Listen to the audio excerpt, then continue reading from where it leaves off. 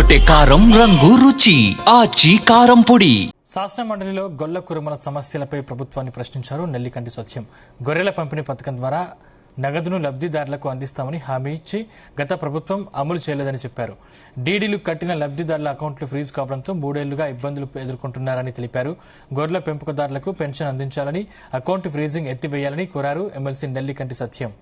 1,50,000 రూపాయలతోని ఈ ప్రభుత్వం గత ప్రభుత్వంలో మరి యాదవ కుర్మ సోదరులకు గొర్రెల పంపిణీ పథకాన్ని ప్రారంభం జరిగింది. సరే, ఇవాళ ఆ సందర్భంగా మునుగోడు నియోజకవర్గంలో చాలామంది కొంత మేరకు మరి నగదు బదిలీ జరిగింది. గొర్రెల పంపిణీ కూడా పూర్తయింది.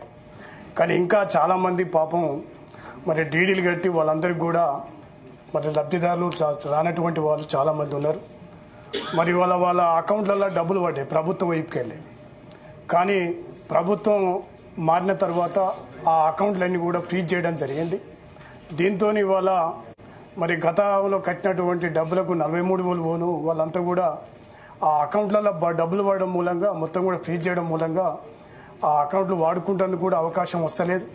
ముఖ్యంగా రైతులు కనుక ఈ పంట పథకం అంటే పత్తి కానీ వరి ధాన్యం డబ్బులు కూడా ఆ బ్యాంకులలో జమ అవుతా ఉన్నాయి. దాని కూడా